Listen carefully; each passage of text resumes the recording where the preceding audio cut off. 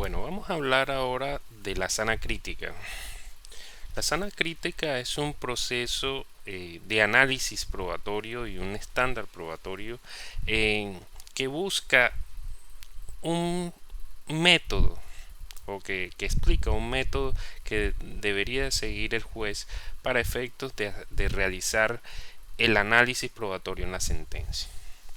De acuerdo con las disposiciones procesales, la sana crítica es lo que debe ser utilizado por el juez para justificar, para sustentar cuál es el valor que le va a dar a cada una de las pruebas y de acuerdo con ese valor que le va a dar a alguna de las pruebas, sustentar su decisión final, es decir, la sentencia. El problema con eso es que cuando se habla de sana crítica queda ese concepto, digamos, en abstracto y muchas personas no saben qué significa y cuál es el procedimiento que se debe tener para poder hacer ese análisis.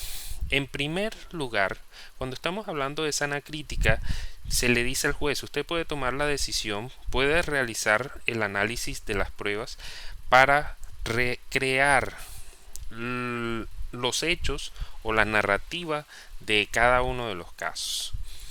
Y dentro de esta situación dicen que la sana crítica o la doctrina habla de que la sana crítica no es otra cosa que el deber de justificar el juez cuáles son las pruebas que lo motivan a tomar determinada decisión.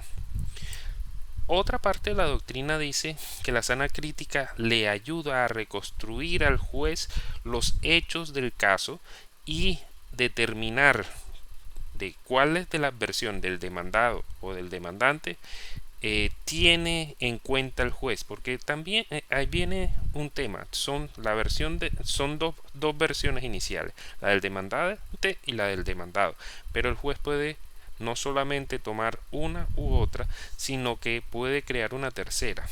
Y una tercera de acuerdo a esa valoración probatoria donde puede decir sí, el demandante demostró estos hechos pero no demostró estos otros y el demandado demostró que en efecto él también tenía parte de la razón y por lo tanto la decisión toma una versión totalmente diferente y el juez se aparta tanto de la versión del demandante como del demandado a partir de lo probado en la audiencia. Pero bueno, entonces tenemos que la sana crítica es una forma de reconstruir los hechos y una forma de sustentar, justificar y, y fundamentar la decisión judicial. Pero vamos a ir, digamos, a conceptos, digamos, que tienen que ver con la trayectoria o con la historia de la sana crítica. Vamos a comenzar en Roma. En Roma había una libertad de racionamiento de las pruebas que le permitía, en el caso del pretor, que era una persona encargada por el Senado o por el emperador para impartir justicia. Y ese pretor tenía total libertad para el análisis de las pruebas. La ley romana o las normas que regían el derecho en Roma, pues no tenían reglas establecidas para el análisis de la prueba. Hoy en día estamos hablando de derecho probatorio y cuando estamos hablando de derecho probatorio es esa parte del derecho procesal que se presenta en el tema de las pruebas.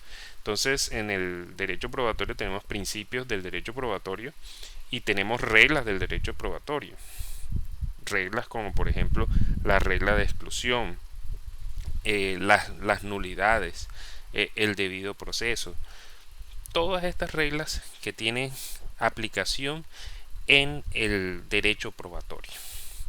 En Roma no existían tantas reglas y el pretor o la persona encargada de administrar justicia veía la versión del demandante, la versión del demandado y comenzaba a analizar libremente cada una de las pruebas que se iban a presentar y de acuerdo con su lógica y experiencia daba un fallo o daba una decisión final a cada uno de los casos.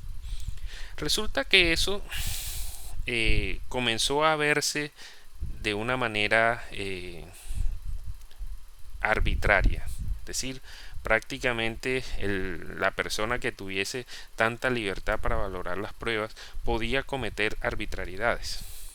Por lo tanto, en la etapa del medioevo se pasó a un extremo y se pasó precisamente al esquema de la tarifa legal. Y en ese esquema de tarifa legal, lo que prácticamente se le decía al juez: mire, usted tiene que valorar las pruebas de esta manera. Usted no puede salirse de acá. Y tanto llegó ese sistema de tarifa legal que determinaron que cada prueba tenía un valor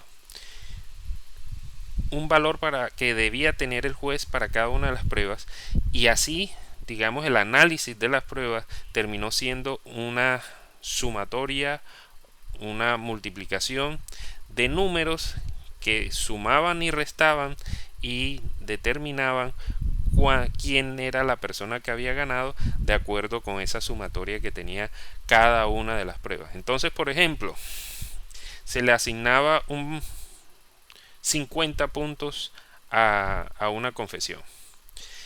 A los testimonios se le sumaban 5 puntos.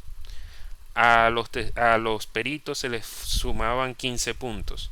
Y así entonces se hacía una sumatoria. Si había una confesión que costaba 50 y solamente habían 2 testigos del otro lado, entonces teníamos 50 versus 10, pues ganaba el que tenía la confesión, que eran 50. Entonces, así comenzó, digamos, la tarifa legal, y se planteaban ciertas reglas para el valor de la prueba. Se dijo entonces que los clérigos y los monarcas tenían mucho más valor que la gente ordinaria. Se dijo que los hombres tenían mayor valor que las mujeres. También se dijo que el valor de la confesión era mayor que cualquier otra prueba, y así sucesivamente. Entonces se convirtió, por desconfianza a los jueces, se convirtió el régimen de tarifa legal en una camisa de fuerza para los jueces, para que no se salieran de ese análisis probatorio y fuera, digamos, lo más exacto posible de acuerdo a las matemáticas.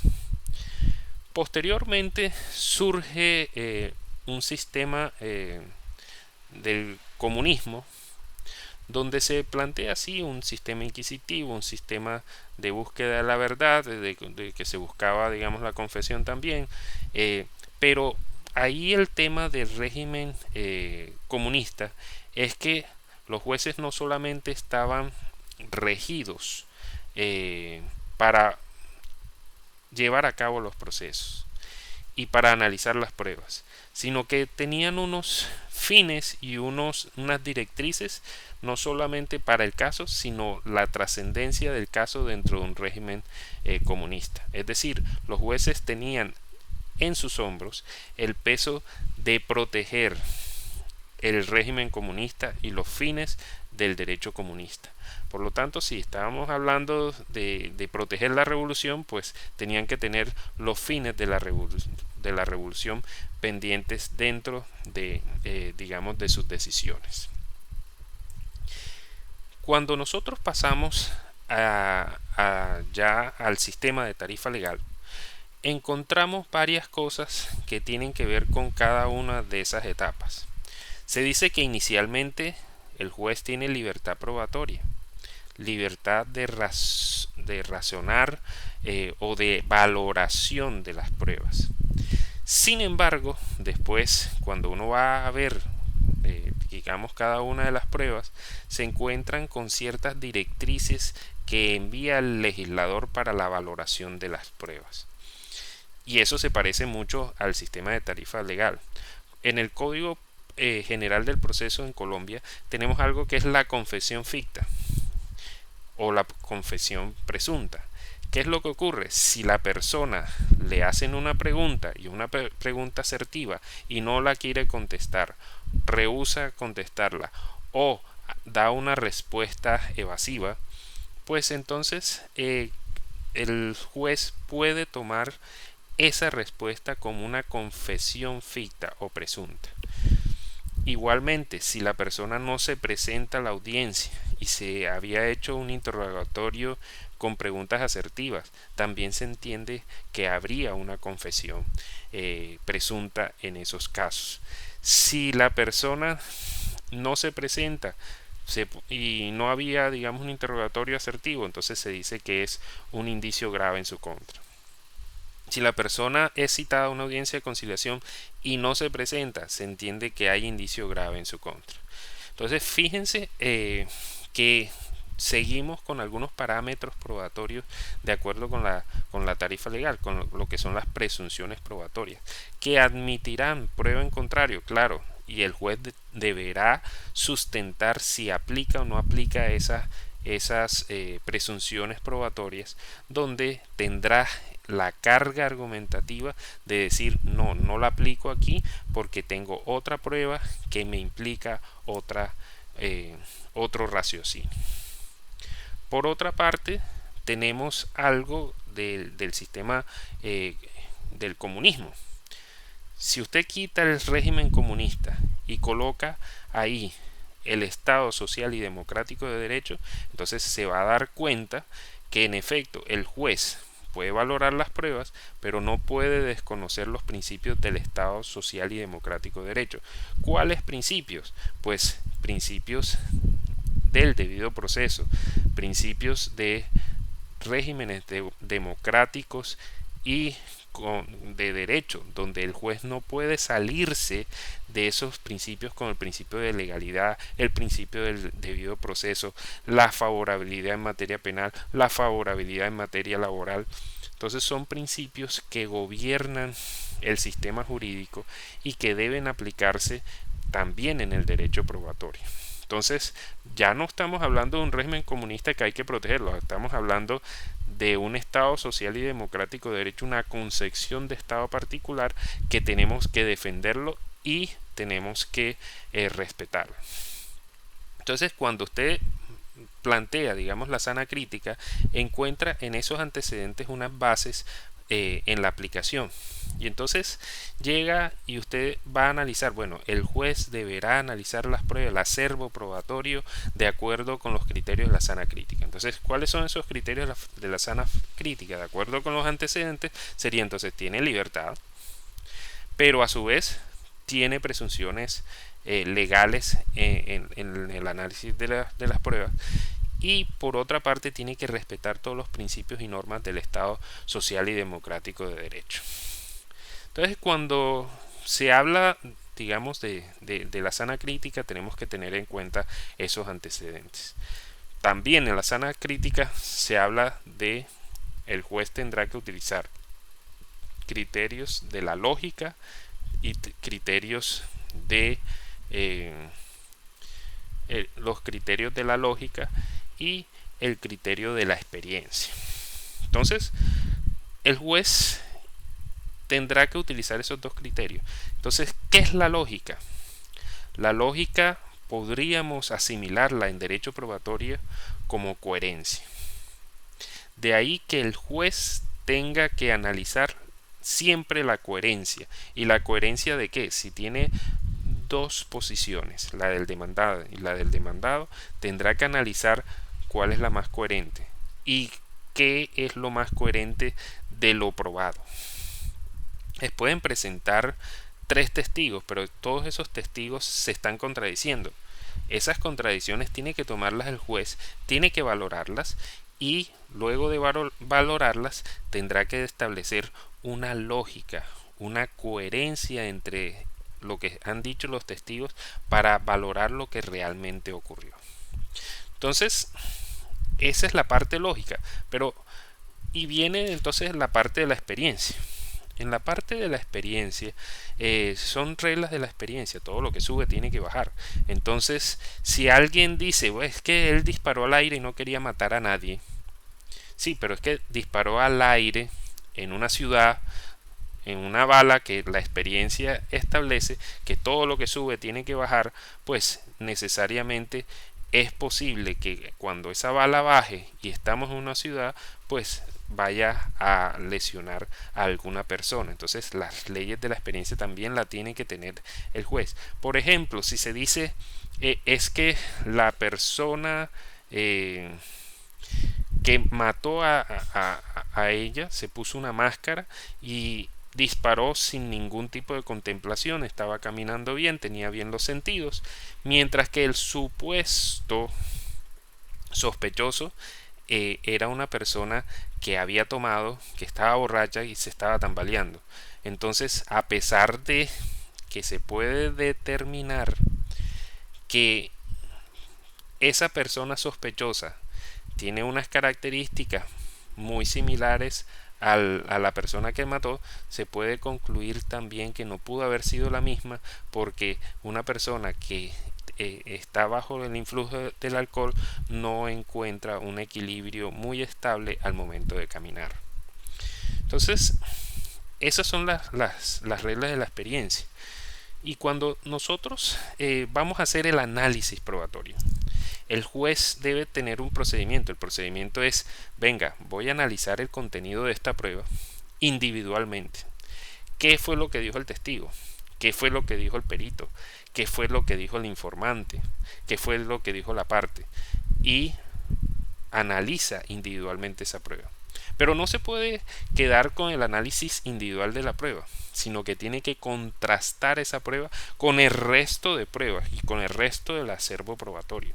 Esa es la segunda parte. Primero analiza el contenido de la prueba y después la contrasta con el resto. ¿Y por qué la contrasta? Precisamente por esa regla de la coherencia, la lógica. Es necesario sacarle la lógica a la narrativa que va a sacar el juez en su sentencia. Por lo tanto, analiza individualmente la prueba y después la contrasta con el conjunto de las pruebas y saca una narrativa coherente.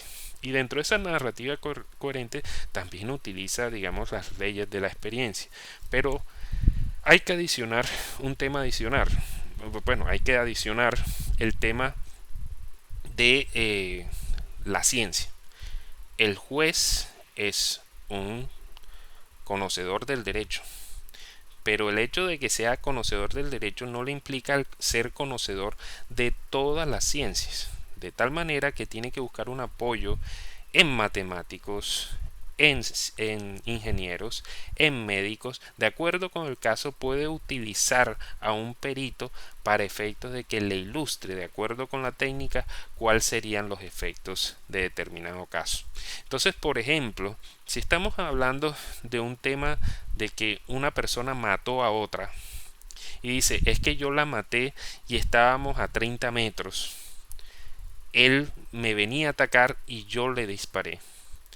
Y resulta que en el análisis que hace medicina legal y el análisis que se hace de balística dice trayectoria de la bala de arriba hacia abajo y dónde impactó, en la sien. Y se determina que en el impacto dejó un mapa.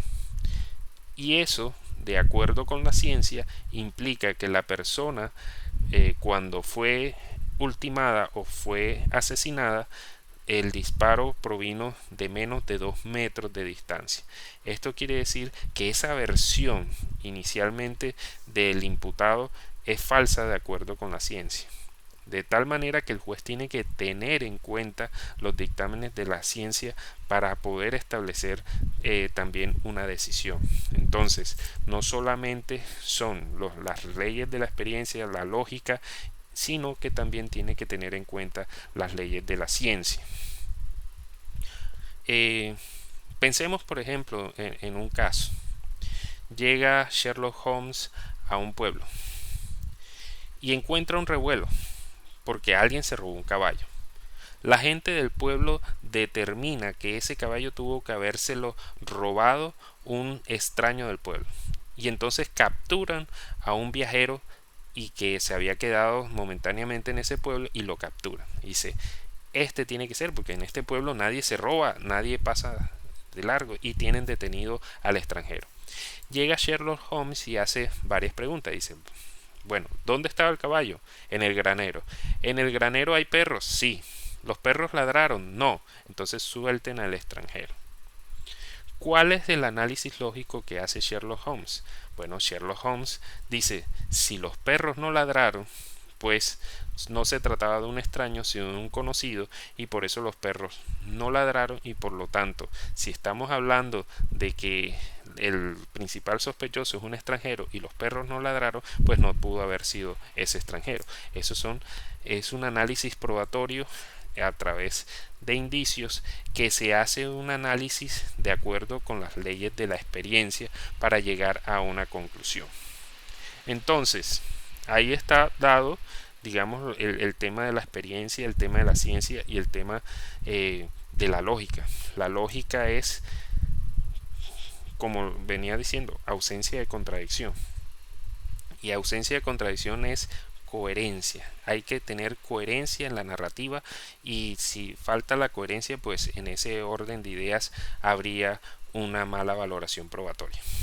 Por último, vamos a explicar, digamos, que en esa valoración probatoria, en esa sana crítica o en ese proceso de sana crítica, pueden existir tres errores que son causales de casación y a su vez causales de tutela. Esos tres errores son falso juicio de existencia, cuando el juez cree probado algo pero no está dentro del caso, ni tampoco dentro del acervo probatorio, se lo inventa el juez, o habiéndolo lo omite. Entonces, por ejemplo, otra vez el caso de Sherlock Holmes, llega el juez y afirma que los perros no ladraron porque estaban sedados. ¿Dónde está esa prueba? Nadie ha establecido que los perros estaban sedados, por lo tanto los perros no ladraron, pero no porque estuvieran sedados. Eso es un falso juicio de existencia. Lo otro es decir, no, si todo el mundo en el pueblo se conocía y el único extraño que estuvo en el pueblo y el único que podría haber robado el caballo tuvo que ser el extranjero. Sí, pero él omite la prueba de los perros, y los perros es una prueba importante. Al excluirla, pues el resultado es totalmente diverso. Entonces ahí hay un falso juicio de existencia. Segundo error, falso juicio de identidad. Se le da el contenido de una prueba totalmente diferente a lo que realmente se dio. Entonces se afirma que un testigo dice algo, pero él nunca lo dice. Uno analiza la declaración y él en efecto no dijo eso o quiso decir otra cosa. O se plantea, o digamos identidad, el testigo sí dijo algo y el juez lo omite. Entonces, si estamos en un caso en el cual se hace una grabación y se graba a la persona que está matando a otra, pero esa resolución de la cámara no es suficiente para determinar, digamos, las facciones originales del asesino, y llega el juez y dice, en las cámaras se pudo establecer la plena identidad del asesino, pues eso es una falacia. Eso digamos, no quedó demostrado, porque lo primero que se dice es que las cámaras no tienen suficiente resolución para lograr la identificación o la plena identificación del asesino. Entonces el juez falla ahí en su juicio, y ahí es falso juicio de identidad de la prueba. Por último viene el tema precisamente del falso juicio de raciocinio, cuando el juez se va en contra de las leyes de la lógica, cuando se va en contra de las leyes de la ciencia, y cuando se va en contra digamos, de las leyes de la experiencia. Entonces llega el juez y plantea que una persona borracha con alto grado de alicoramiento puede fácilmente caminar sin ningún tipo de problema de equilibrio. Eso va en contra de las leyes de la experiencia y las leyes de la ciencia. Cuando el juez se va en contra de esa prueba donde se dice, hey, dejaron el mapa después de dispararle a una persona, quiere decir que esa persona le dispararon de cerca, y el juez admite que o dice en su sentencia que a la persona en efecto le dispararon a una distancia de 30 metros. Entonces el juez está yendo en contra del tema de la ciencia. Cuando por ejemplo tiene en un caso médico, tiene un peritajo que le está diciendo, mire, para esta droga no existe un análisis de si es alérgico o no es alérgico la persona, y entonces el juez asume que el médico no practicó la prueba que tenía que ver con la alergia, y le dice científicamente no hay forma de probarlo. Entonces el juez sale y va en contra de las leyes de la ciencia. Esos son los errores en que puede incurrir el juez al apreciar, digamos, el tema de la sana crítica. La sana crítica es sana crítica porque ese concepto de sana implica que el juez, al momento de evaluar las pruebas, tiene que evitar tanto la arbitrariedad como los prejuicios que él tenga. Entonces, en ese orden de ideas, la sana crítica es buscar un análisis objetivo de la prueba de acuerdo a la lógica, la experiencia y la ciencia, evitando la arbitrariedad y evitando los prejuicios. Entonces, un juez que plantee la situación de que por no ser cristiano, entonces es una persona que va en contra de los parámetros del Estado social y democrático de derecho, pues ahí vienen los problemas de los prejuicios que no se pueden incluir en la valoración probatoria para efectos de tomar una decisión judicial. Entonces queda explicado en estos términos el concepto de sana crítica.